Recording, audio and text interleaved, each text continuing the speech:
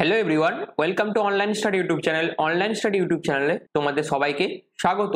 তোমাদের জন্য দারুণ একটি সুখবর, টিসিএস নিয়োগ 2024-এর টিসিএস এর তরফ থেকে নতুন নিয়োগের আপডেট এসেছে, যেখানে কিছু গুরুত্বপূর্ণ প্রশ্নের সাথে আজকের এই ভিডিওটি, যেখানে সম্পূর্ণ যে ডিটেলস আছে, তোমরা অফিসিয়ালি যে ইনফরমেশন গুলো আছে সেইগুলো আমি তোমাদের দেখাবো।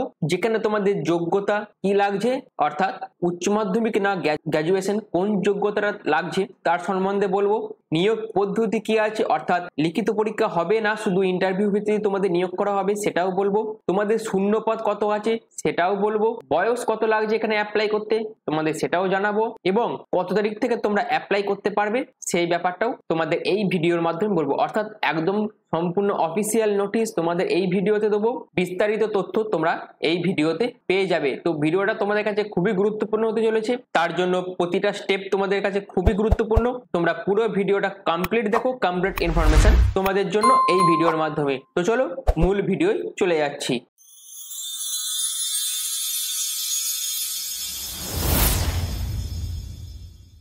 তো আমি মূল নোটিফিকেশনে চলে এসেছি। এখানে দেখো কি বলা হচ্ছে, application process for TCS BPS hearing 2025। অর্থাৎ যারা যারা ফ্রেশার্স ক্যান্ডিডেট আছো তারা অবশ্যই কিন্তু এই বিপিএস যে পোস্টটা আছে টিসিএস এর এখানে অ্যাপ্লাই করতে পারবে।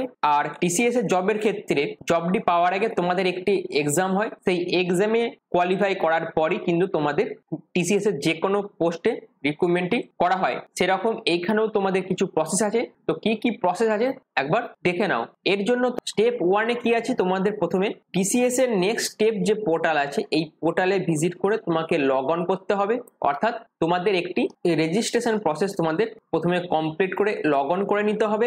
এরপর তোমাদের যে অ্যাপ্লিকেশন ফর্মটি আসবে এখানে অ্যাপ্লাই করার জন্য, সেটা তোমাদের ফিল আপ করতে হবে। এখানে কি বলছে দেখো, it is mandatory to update name as per Aadhaar card. অর্থাৎ তোমাদের আধার কার্ডের যে নামটা আছে সেটা তোমাদের ওখানে লিখতে হবে। Date of birth as per Aadhaar card, অর্থাৎ আধার কার্ডের যে ডেট অফ বার্থ আছে সেই ডেট অফ বার্থে ওখানে দিতে হবে।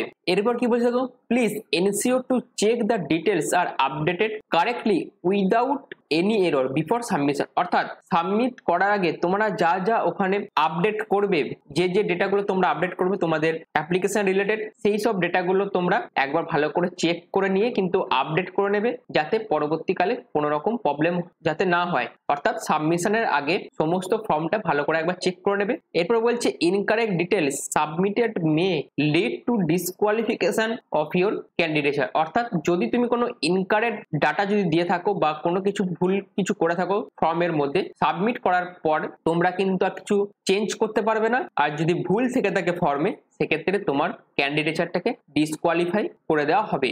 এরপর দেখো হচ্ছে স্টেপ নাম্বার 3 কি বলছে, রেজিস্ট্রেশন। রেজিস্ট্রেশনটা হচ্ছে apply for TCS BPS hearing process. অর্থাৎ এবার তুমি যে ফর্মটা ফিল আপ করলে, এইটা হচ্ছে তোমাদের এই প্রথমে তুমি কি করলে না, টিসিএস নেক্সট স্টেপ পোর্টালে গেলে, পোর্টাল থেকে লগ অন করলে, লগ অনের জন্য তোমাকে এই জিনিসগুলো অর্থাৎ আধার কার্ড থেকে নাম, ডেট অফ বার্থ সমস্ত কিছু দিয়ে তোমাকে লগ অন করতে হলো। এই লগ অন করার পর তোমার প্রসেস আছে রেজিস্ট্রেশন প্রসেস, যেটা হচ্ছে তুমি যে পোস্টে অর্থাৎ টিসিএস বিপিএস পোস্টে তুমি অ্যাপ্লাই করছো, সেই অ্যাপ্লাই করার জন্য তোমাকে এই পোস্টের জন্য রেজিস্ট্রেশনটি কমপ্লিট করতে হবে। দিয়ে এখানে কি বলছে দেখো, সিনারিওতে if you are a registered user kindly log in and proceed to complete the application form. Upon submission kindly check on apply for drive.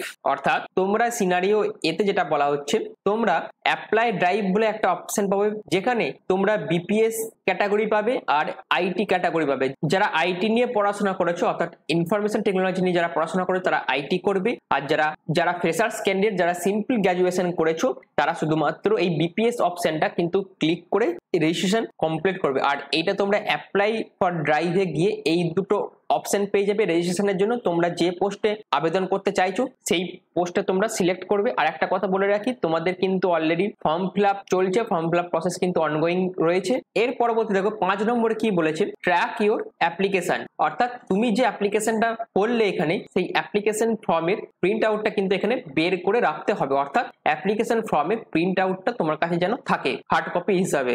আর এই প্রিন্ট আউটটা কি জন্য প্রয়োজন না, যখন তুমি ইন্টারভিউতে যাবে, সেই ইন্টারভিউ ইন্টারভিউ টাইমে তোমাকে কিন্তু এই অ্যাপ্লিকেশন ফর্মের প্রিন্ট আউটটা তোমাকে তখন ওখানে শো করাতে হবে। তার জন্য তোমাকে তুমি যে অ্যাপ্লিকেশনটা করছো তার প্রিন্ট আউটটা কিন্তু অবশ্যই করিয়ে রেখে দেবে। আর 4 নম্বরটা হচ্ছে, দেখো কি বলছে, select your mode of test. অর্থাৎ এখানে প্রথমে একটি রিটেন টেস্ট হবে, আর এই রিটেন টেস্টের জন্য তোমাকে সেন্টার কিন্তু চুজ করতে হবে।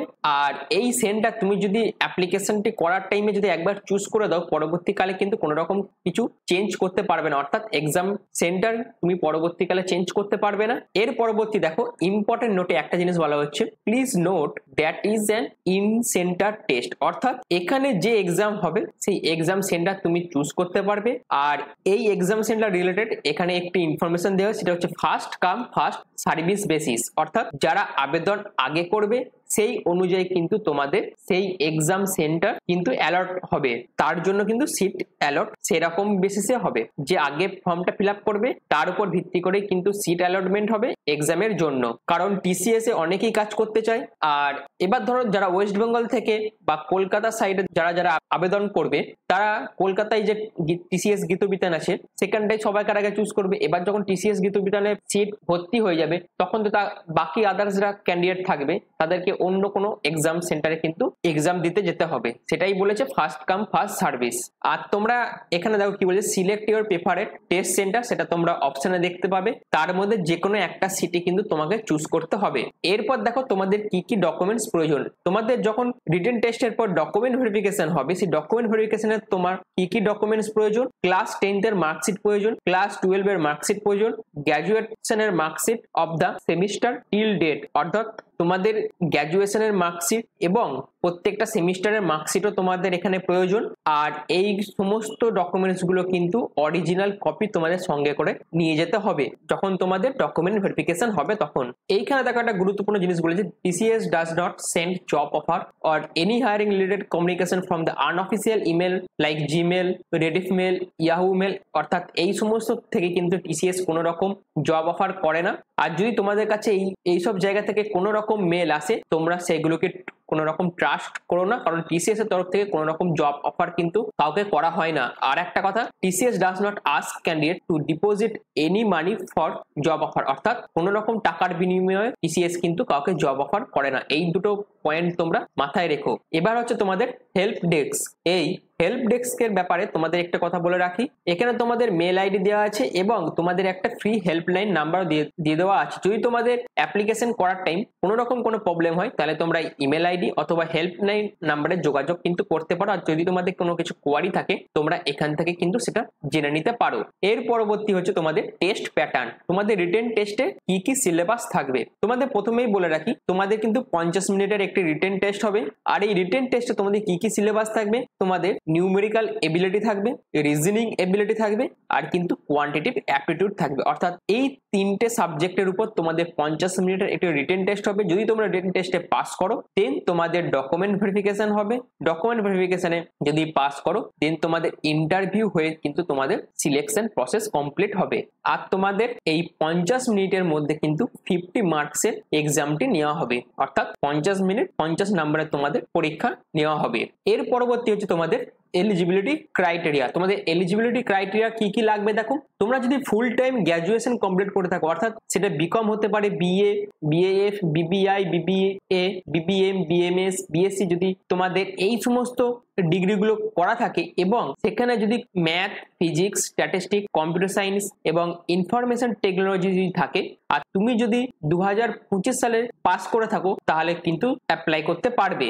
অর্থাৎ তুমি যদি শুধুমাত্র গ্র্যাজুয়েশন কমপ্লিট করে থাকো, তাহলে কিন্তু তুমি এখানে আবেদন করতে পারবে। এরপরে বলছে গ্যাপ ব্রেক ইন এডুকেশন। অনেকের কি থাকে, গ্র্যাজুয়েশনের মধ্যে কিছু দিনের ব্রেক থাকে, সেই ব্রেকের ক্ষেত্রে এখানে কি বলছে, it is mandatory for student two declare gaps in education. যদি তোমার কোনো গ্যাপ থেকে থাকে, সেটা তোমাকে এখানে ডিক্লেয়ার করতে হবে।